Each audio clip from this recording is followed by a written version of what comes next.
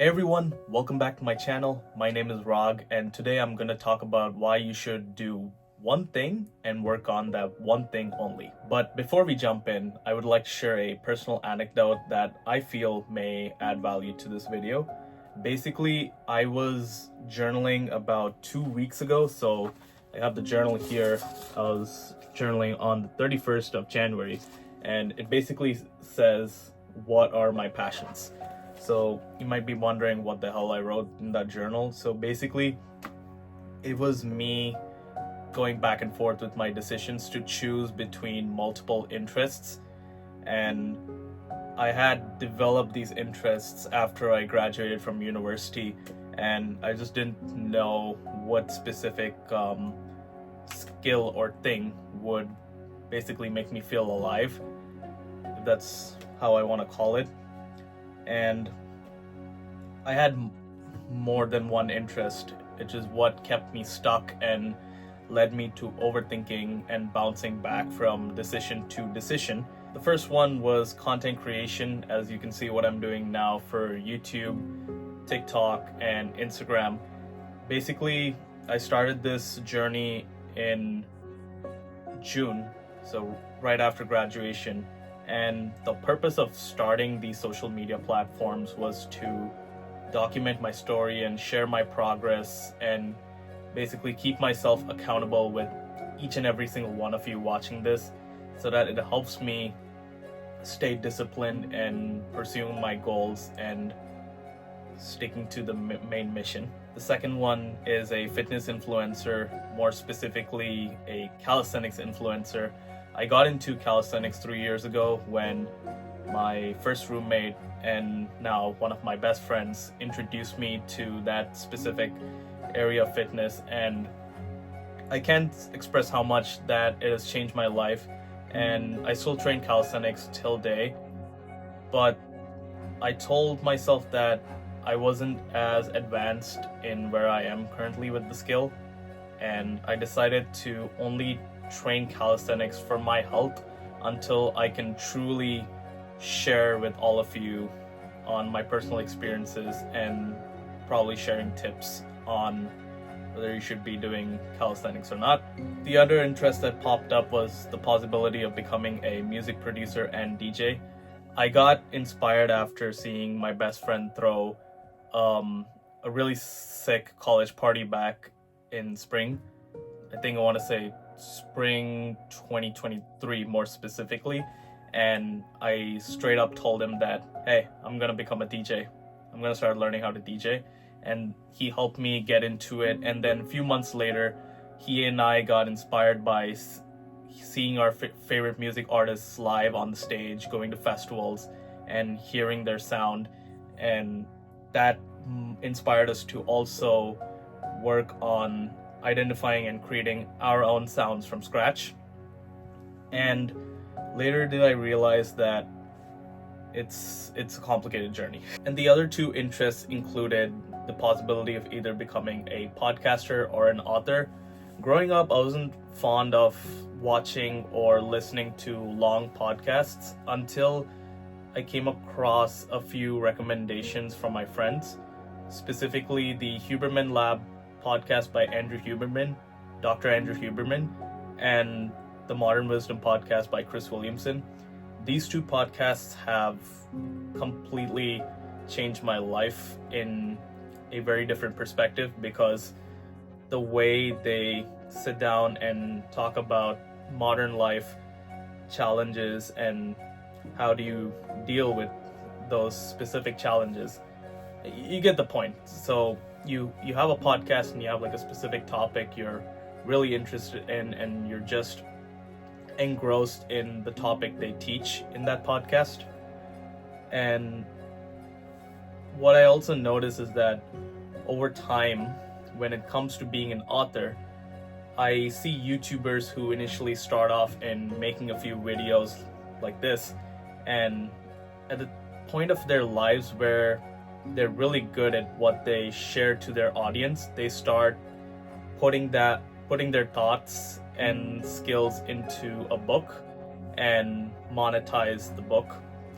I guess That's not too important for me, but again, an interest is an interest. I still have multiple interests till date, and after writing them down and comparing them all together, I identified what resonates more closely with me, that even if I'm stressed out about it, I would still enjoy doing that one thing, which is why I decided to give my best in content creation, primarily in making YouTube videos. My biggest mistake was doing everything at once, which led to very minimal progress in the interests I listed.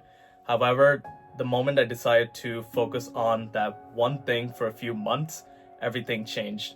And today I'm going to help you figure out how to identify that one thing and why focusing on that one thing will get you more progress than you've ever imagined. And you might be wondering, how do you know what's the thing you're good at? Here are 3 things in guiding you to identifying that thing. Number 1, pick something that excites you. The first step is figuring out what genuinely excites you the most. Just think about it. What's something you naturally gravitate toward? What's something you find yourself doing even if you're not getting paid for it? Passion matters because without it, you won't have the drive to move forward during the tough times. There's a quote I love by Tim Ferriss in The 4-Hour Workweek. He says, "Excitement is the more practical synonym for happiness, and it is precisely what you strive to chase. It is the cure-all." This means you don't just want to pick something you like, you need to pick something that fulfills you. Excitement is a way that keeps you engaged when things get hard. If you're bored of doing the work, then you won't stick with it long enough to see any real progress. Since I always had and still have an interest in multiple things, content creation was something I kept coming back to over and over, and it never felt like a chore. Honestly, as I'm recording this video right now, I am really happy to stand here and face all of you in sharing my thoughts and experiences for specific topics I'm covering. Although I'm not really good in what I'm sharing, I'm trying to resonate with similar people out there who might be in the same journey as I. And that's when I knew that this journey was worth focusing more and exploring in depth to see where it could go from here. So ask yourself, what's the one thing that truly excites you? Let's say when you're thinking about it, before going to bed and then waking up in the morning, just instantly getting into it right away. So just obviously take some time, journal about it, and self-reflect if you have to. And whenever you're ready, you'll know what's the thing that truly excites you. Number 2 is to pick something that provides value. So now that you determine what excites you, great. However, that's not enough. You need to build something meaningful, and in this case, your thing, whether it's your skill or an interest or a hobby, it needs to provide value. Now, value can come in many different forms. It could be in the form of entertainment, education, solving problems, or even just inspiring someone to take action, like I'm doing with this video right now, I guess.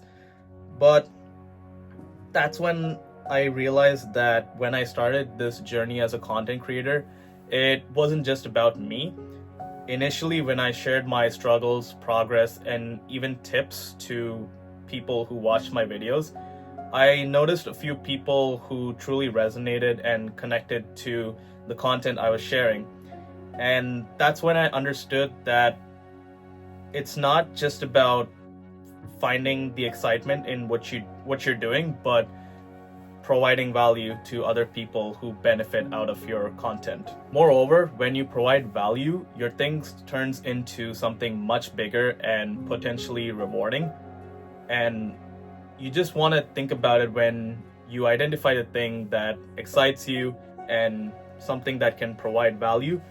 You want to adapt a mindset that how can this thing help someone else? More specifically, how can it solve their problems? Because when you start adapting a mindset from what do I love to how can this solve problems, you're gonna start seeing opportunities unlike never before. And finally, step 3, pick something that aids in financial potential. Now, I know this contradicts with what I said in step number 1, but let's be real. If you want to make a living out of your passion, it needs to bring in money at some point of your life.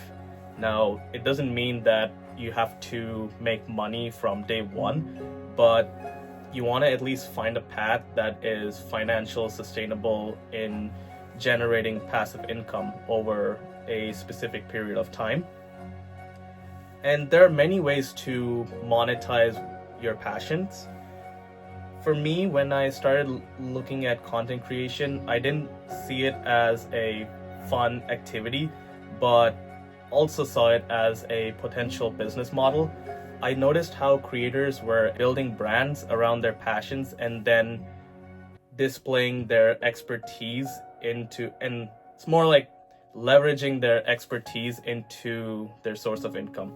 So basically, when YouTubers come into the space, they start making brands around their spaces and then using the skills they have learned and preached in their videos. That's how they slowly monetize their channels over a period of time. And that's when I realized that if I had to lock in on something for a few months, it would be one that could add meaning and could build financial potential in my life. So once you've identified that thing, one that excites you, one that can provide value, the last question you want to ask yourself is if this can eventually make me money. If the answer is yes, then congrats, you found the thing.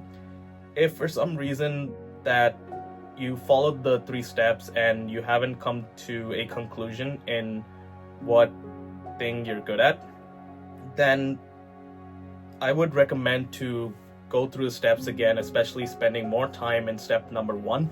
I know it sounds frustrating, but trust me, it's worth it because like I said, you don't have to rush anything. You need to take your time in figuring out what truly resonates with you the most, and you'll be able to follow everything from there. And there you have it. Those are the 3 steps in guiding you to picking the thing. But once you start to identify the thing, once you follow all the 3 steps listed in the video, the real challenge begins: staying disciplined. While there isn't much effort in picking the thing, the real test lies in taking action and being consistent in achieving the thing. With discipline, you're more successful, productive, and more fulfilled in achieving the thing. Without it, you're just sort of floating in thin air, feeling lost, directionless, and worst of all, boredom. I'll be talking more about discipline and how to be more consistent in achieving your goals in the next video. With that, I truly appreciate your time in watching the video. If you found this video useful, please consider leaving a like, dropping a comment to share your thoughts or experiences with people who might be experiencing the same problem, and subscribing to the channel if you want to see more videos like this. Thank you so much for watching, and I'll see you in the next one.